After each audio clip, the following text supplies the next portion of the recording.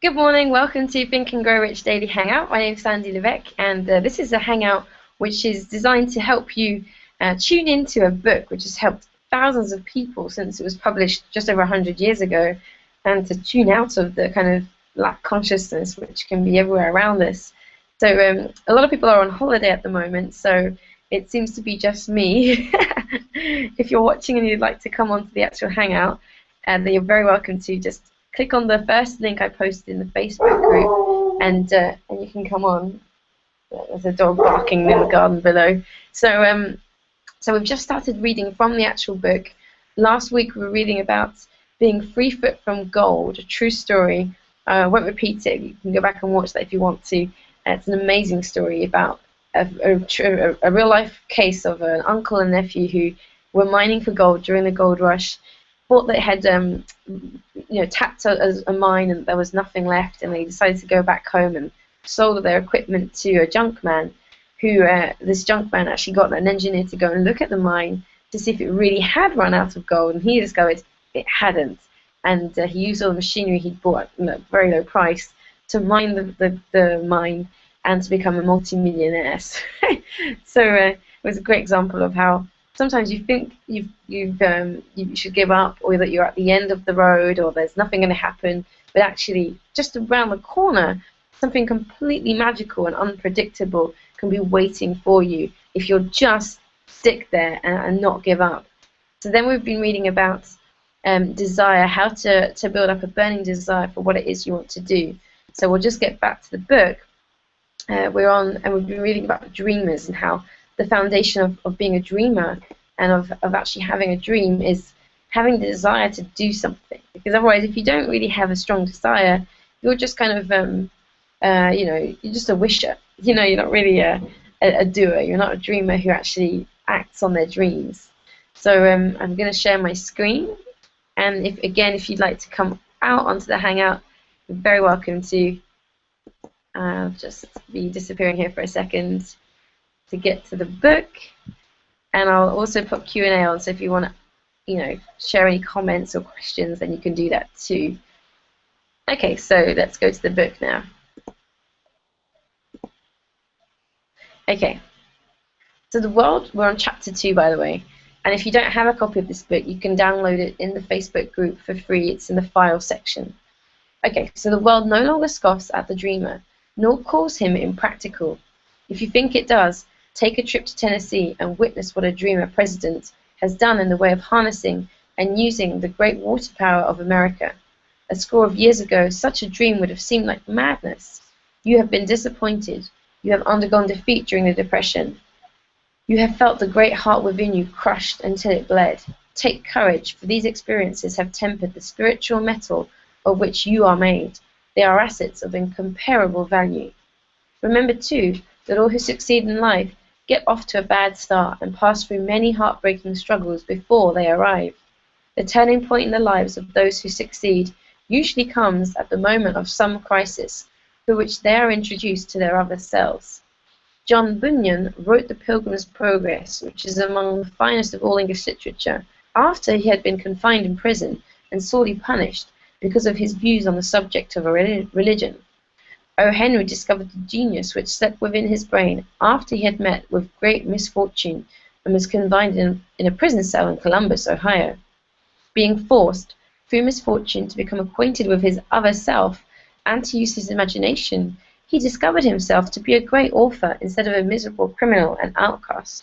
Strange and varied are the ways of life, and stranger still are the ways of infinite intelligence, through which men are sometimes forced to undergo all sorts of punishment before discovering their own brains and their own capacity to create useful ideas through imagination. Edison, the world's greatest inventor and scientist, who actually invented the light bulb, was a tramp telegraph operator. He failed innumerable times before he was driven, finally, to the discovery of the genius which slept within his brain. Charles Dickens began by pasting labels on blacking pots.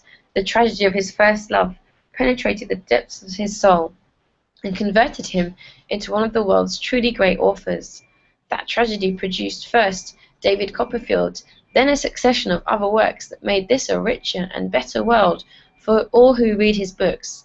Disappointment over love affairs generally has the effect of driving people to drink, men to drink, and women to ruin, and this because most people never learned the art of transmuting their strongest emotions into dreams of a constructive nature. Helen Keller became deaf, blind, and dumb shortly after birth. Despite her greatest misfortune, she has written her name indelibly into in the pages of the history of the great. Her entire life has served as evidence that no one is ever defeated until defeat has been accepted as a reality. Robert Burns was an illiterate country lad. He was cursed by poverty and grew up to be a drunkard in the bargain. The world was made better for his having lived, because he clothed beautiful thoughts in poetry, and thereby plucked a thorn and planted a rose in its place. Booker T. Washington was born in slavery, handicapped by race and color. Because he was tolerant and had an open mind at all times on all subjects and was a dreamer, he left his impress for good on an entire race. Beethoven was deaf, Milton was blind, but their names will last as long as time endures because they dreamed and translated their dreams into organized thought. Before passing on to the next chapter, kindle anew in your mind the fire of hope, faith, courage, and tolerance. If you have these states of mind and a working knowledge of the principles described, all else that you need will come to you when you are ready for it. Let Emerson state the thought in these words: every proverb, every book, every byword that belongs to thee for aid and comfort shall surely come home through open or winding passages. Every friend whom thy not fantastic will, but the great and tender soul in thee craveth, shall lock thee in his embrace. There is a difference between wishing for a thing and being ready to receive it. No one is ready for a thing until they believe they can acquire it. The state of mind must be belief, not mere hope or wish. Open-mindedness is essential for belief. Closed minds do not inspire faith, courage, and belief. Remember, no more effort is required to aim high in life, to demand abundance and prosperity, than is required to accept misery and poverty. A great poet has correctly stated this universal truth through these lines: I bargained with life for a penny, and life would pay no more. However, I begged that evening when I counted my scanty store. For life is just an employer. He gives you what you ask. But once you have set the wages, why, you must bear the task. I worked for a menial's hire, only to learn dismayed that any wage I had asked of life, life would willingly have paid. I love that poem. That's just me. Okay, then desire outwits Mother Nature. As a fitting climax to this chapter, I wish to introduce one of the most unusual persons I have ever known.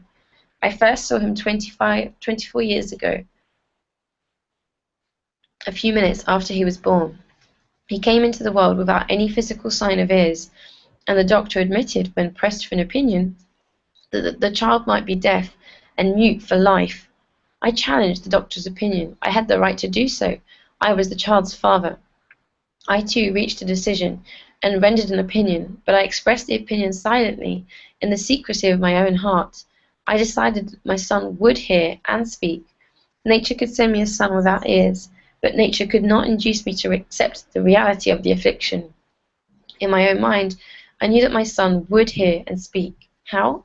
I was sure there must be a way, and I knew I would find it. I thought of the words of the immortal Emerson: the whole course of things goes to teach us faith. We need only obey. There is guidance for each of us, and by lowly listening, we shall hear the right word. The right word? Desire. More than anything else, I desired that my son should not be a deaf mute. From that desire I never receded, not for a second. Many years previously I had written, our only limitations are those we set up in our own minds. For the first time I wondered if that statement were true. Lying on the bed in front of me was a newly born child without the natural equipment of hearing. Even though he might hear and speak, he was obviously disfigured for life. Surely this was a limitation which that child had not set up in his own mind. What could I do about it? Somehow I would find a way to transplant into that child's mind my own burning desire for ways and means of conveying sound to his brain without the aid of ears. As soon as the child was old enough to cooperate, I would fill his mind so completely with a burning desire to hear that nature would, by methods of her own, translate it into physical reality. All this thinking took place in my own mind, but I spoke of it to no one. Every day I renewed the pledge I had made to myself, not to accept a deaf mute for a son. As he grew older and began to take notice of things around him, we observed that he had a slight degree of hearing. When he reached the age when children usually begin talking, he made no attempt to speak, but we could tell by his actions that he could hear certain sounds slightly. That was all I wanted to know. I was convinced that if he could hear, even slightly, he might develop still greater hearing capacity. And then something happened which gave me hope. It came from an entirely unexpected source. We bought a Victrola. When the child heard the music for the first time, he went into ecstasies and promptly appropriated the machine. He soon showed a preference for certain records, among them It's a Long Way to Tipperary. On one occasion, he played that piece over and over for almost 2 hours, standing in front of the Victrola, with his teeth clamped on the edge of the case. The significance of this self-formed habit of his did not become clearer to us until years afterwards, for we had never heard of the principle of bone conduction of sound at that time. Shortly after he appropriated the Victrola, I discovered that he can hear me quite clearly when I spoke with my lips touching his mastoid bone or the base of his brain. These discoveries placed in my possession the necessary media by which I began to translate into reality my burning desire to help my son develop hearing and speech. By that time, he was making stabs at speaking certain words. The outlook was far from encouraging, but desire backed by faith knows no such word as impossible.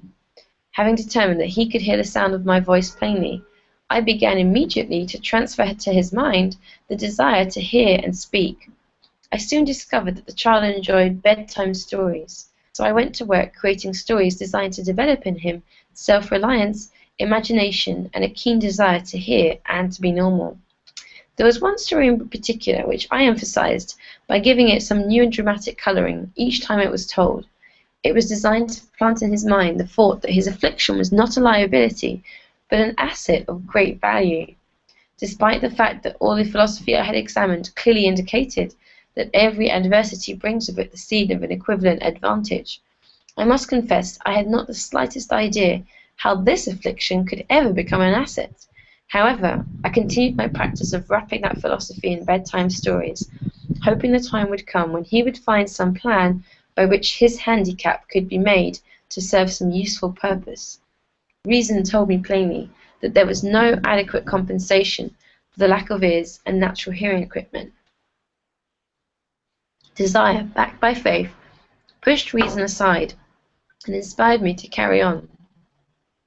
As I analyzed the experience in retrospect, I can see now that my son's faith in me had much to do with the astounding results.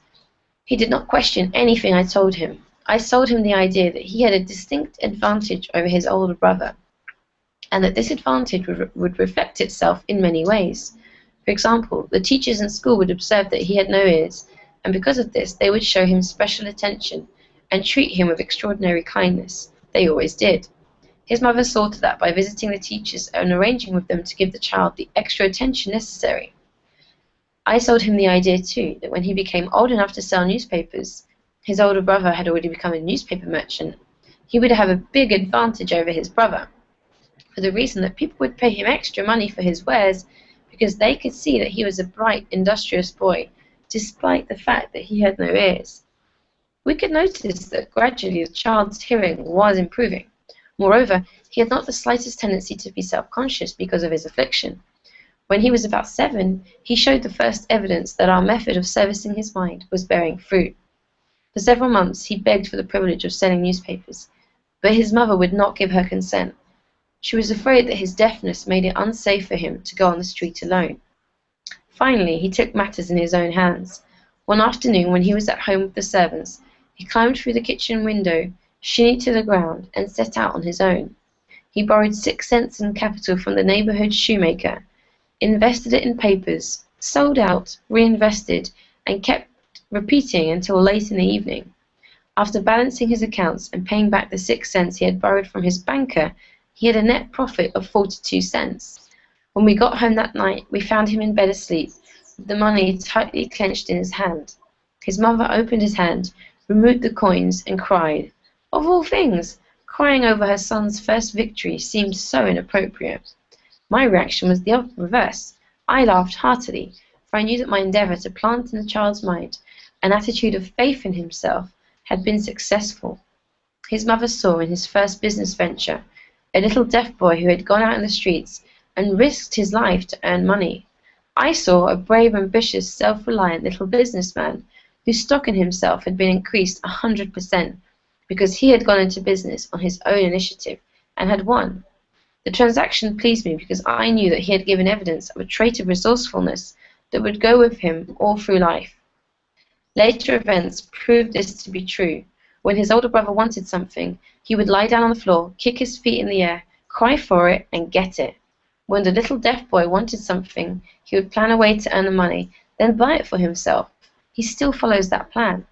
Truly, my own son has taught me that handicaps can be converted into stepping stones on which one may climb towards some worthy goal, unless they are accepted as obstacles and used as alibis. The little deaf boy went through the grades, high school and college, without being able to hear his teachers, excepting when they shouted loudly at close range. He did not go to a school for the deaf. We would not permit him to learn the sign language. We were determined that he should live a normal life and associate with normal children, and we stood by that decision, although it cost us many heated debates with school officials. While he was in high school, he tried an electrical hearing aid, but it was of no value to him, due, we believe, to a condition that was disclosed when the child was 6 by J. Gordon Wilson of Chicago, when he operated on the one side of the boy's head and discovered that there was no sign of natural hearing equipment. During his last week in college, 18 years after the operation, something happened which marked the most important turning point of his life. Through what seemed to be mere chance, he came into possession of another electrical hearing device, which was sent to him on trial. He was slow about testing it due to his disappointment with a similar device. Finally, he picked the instrument up and more or less carelessly placed it on his head, hooked up the battery, and lo, as if by a stroke of magic, his lifelong desire for normal hearing became a reality. For the first time in his life, he heard practically as well as any person with normal hearing. God moves in mysterious ways, his wonders to perform. Overjoyed because of the changed world which has been brought to him through his hearing device, he rushed the telephone, called his mother, and heard her voice perfectly. The next day he plainly heard the voices of his professors in class, for the first time in his life. Previously he could only hear them when they shouted at short range. He heard the radio, he heard the talking pictures. For the first time in his life, he could converse freely with other people without the necessity of them having to speak loudly. Truly, he had come into possession of a changed world. We had refused to accept nature's error, and by persistent desire we had induced nature to correct that error through the only practical means available. Desire had commenced to pay dividends, but the victory was not yet complete. The boy still had to find a definite and practical way to convert his handicap into an equivalent asset. Hardly realizing the significance of what had already been accomplished, but intoxicated with the joy of his newly discovered world of sound, he wrote a letter to the manufacturer of the hearing aid, enthusiastically describing his experience. Something in his letter, something perhaps which was not written on the lines, but back of them, caused the company to invite him to New York. When he arrived, he was escorted through the factory. And while talking with the chief engineer, telling him about his changed world, a hunch, an idea, or an inspiration, call it what you wish, flashed into his mind. It was this impulse of thought which converted his affliction into an asset, destined to pay dividends in both money and happiness to thousands for all time to come. The sum and substance of that impulse of thought was this. It occurred to him that he might be of help to the millions of deafened people who go through life without the benefit of hearing devices, if he could find a way to tell them the story of his changed world. There and there, he reached a decision to devote the remainder of his life to rendering useful service to the hard of hearing. For an entire month, he carried on intensive research, during which he analyzed the entire marketing system of the manufacture of the hearing device, and created ways and means of communicating with the hard of hearing all over the world for the purpose of sharing with them his newly discovered changed world. When this was done, he put in writing a 2-year plan based upon his findings. When he presented the plan to the company, he was instantly given a position for the purpose of carrying out his ambition. Little did he dream when he went to work that he was destined to bring hope and practical relief to thousands of deafened people who, without his help, would have been doomed forever to deaf mutism. Shortly after he became associated with the manufacture of his hearing aid, he invited me to attend a class conducted by his company for the purpose of teaching deaf mutes to hear and to speak. I had never heard of such a form of education. Therefore, I visited the class, skeptical but hopeful that my time would not be entirely wasted. Here I saw a demonstration which gave me a greatly enlarged vision of what I had done to arouse and keep alive in my son's mind the desire for normal hearing. I saw deaf mutes actually being taught to hear and to speak through application of the same principle I had used more than 20 years previously in saving my son from deaf mutism. Through some strange turn of the wheel of fate, my son Blair and I have been destined to aid in correcting deaf mutism for those as yet unborn, because we're the only living human beings, as far as I know, who have established definitely the fact that deaf mutism can be corrected to the extent of restoring to normal life those who suffer with this affliction. It has been done for one, it will be done for others. There is no doubt in my mind that Blair would have been a deaf mute all his life if his mother and I had not managed to shape his mind as we did. The doctor who attended at his birth told us confidentially the child might never hear or speak. A few weeks ago, Dr. Ivan Vuhus, a noted specialist on such cases, examined Blair very thoroughly. He was astounded when he learned how well my son now hears and speaks, and said his examination indicated that theoretically the boy should not be able to hear at all. But the lad does hear, despite the fact that X-ray pictures show there is no opening in the skull whatsoever from where his ears should be to the brain. When I planted in his mind the desire to hear and talk and live as a normal person, there went with that impulse some strange influence which caused Napoleon to become bridge builder and to span the gulf of silence between his brain and the outer world by some means which the keenest medical specialists have not yet been able to interpret. It would be sacrilege for me to even conjecture as to how nature performed this miracle. It would be unforgivable if I neglected to tell the world as much as I know of the humble part I assumed in the strange experience. It is my duty and a privilege to say I believe, and not without reason, that nothing is impossible, the person who backs desire with enduring faith. Verily, a burning desire has... I'll just keep going a little bit more. Oh, I think I might... Yeah, I think I'll stop there. Page 36.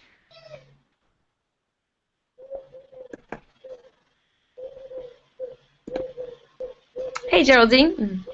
Hi, Sandy. Good morning. How are you doing? I'm good, and yourself? Yeah, good too, thank you. I seem to be really dark again. I love that story of the. It's quite incredible, actually. I just realised from reading it this time that he literally had no hole in the side of his head through which to hear, and yet he was able to start actually hearing. I know it is. I find that it's like that whole concept that what we think is our weaknesses, or that we would use an excuse not to move forward. We can actually use them as our strengths. We can learn from them and use them as a way of connecting with people with similar, Yeah, that considered a weakness. I find that really inspiring, actually. yeah, exactly. Because it makes you look at things in a completely different way. It's instead Mm, of feeling sorry for someone or for ourselves, you can be like, okay, well, how can this actually, how is this actually going to help me and help other people? And how can I actually turn this? How can I look at this differently? Because I love what Napoleon says about how if he had just kind of gone along with what people were telling him and told his son, you'll be deaf, you better learn sign language, had gone along with the disability, none of mm. this would have happened. It's just incredible in my mind. I'm like, Like the power of it's yeah, and it's so funny that that should happen to Napoleon Hill of all people, you know. um, not just someone else who might. I'm sure it has happened to other people, but that he of all people should have this real life example Mm, as he was conducting all this research. yeah. It kind of makes you think, would things have been different from his son if he hadn't done that research and had that definite purpose thing in his mind when his son was born? Yeah, exactly. Yeah, I was thinking that same thing, and it makes you wonder, like, would uh, like, did because the son he did things like going out and selling newspapers when he was 7, and like he just started to assume that everyone would be nice to him, and that it wouldn't be something that would hold him back. It could actually give him advantages. So, like, imagine if people did that with their children. Like I was thinking as I was reading, people that were from like a poor background. Imagine if parents were telling their kids, like, we might not have much money, but you can, like you can uh like you don't have to live in the same way, or this could actually be an advantage for you because you'll be able to show other people how you went from zero to creating wealth. It just got me thinking about how you can apply this to all kinds of things, like because when Mm, you're young, I learned, like, for example, I'm bilingual. I speak 2 languages just as well as each other, and you can't hear that I'm French when I speak English, and you can't hear that I'm English when I speak French. um, and I learnt that before I was even conscious of doing it because my parents were teaching us French, my brother and I, when we were little. And later on in life, when I was 16, I tried to learn Spanish. Um, I say the word try because it was I still haven't really mastered it, to be honest. And I'm about to start learning Portuguese, and I know it's not going to be that easy. Well, I could probably change my thinking about that actually. um, but my point being that I think parents have a really powerful ability when with a child that's just come into the world to shape how they see the world. mm, Uh, definitely. and Mm, if children can, then we can too, and that's what this yeah. whole yeah. Oh, cool. Well, I'm just trying to think if there's anything else in the book. Oh yeah, and I loved what he the stories he shared at the beginning about like Charles Dickens. Like often we don't really know the background of these people. Like how Charles Dickens. You kind of assume. I grew up in England where he's obviously really popular, and you sort of assume Mm, that he was this writer his whole life, that he was just very successful. No, I didn't know until I read this book that he used to post labels on blacking pots in a factory, and at night time he would start writing his books, and he started from a really poor background, um, and who else did he give examples of? O. Henry, except I don't know who that is. Probably before our time. Helen Keller, who was deaf, blind, and dumb shortly after birth. She was able to learn mm, how to lip read and to hear as well. Robert Burns, he was the guy who brought Scotland to independence, I think. mm, He, yeah, he was an illiterate country lad, cursed by poverty, grew up to be a drunkard. Oh no, he was a poet. Oh, so all these examples of people that really started from nothing, and like Edison, the guy that invented the light bulb, he didn't even go to university or college. I thought that was amazing the first time I heard that. I assumed that he must be some like clever scientist, but no. So it just goes to show that when you have a burning desire, you can overcome so many things. yeah. Uh, Mm.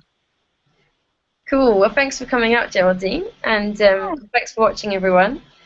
And I hope this chapter's inspired you to realize that, no matter what you might be facing right now, what you might be facing in your life, that you can always overcome it, even when doctors and people are telling you that. it's impossible, this story is an amazing example of how, this boy didn't even have a hole in his head to hear, and was able to start learning how to hear and actually teaching other people how to do the same thing. So it's an amazing example of, when you put your mind to something, you can do anything you want.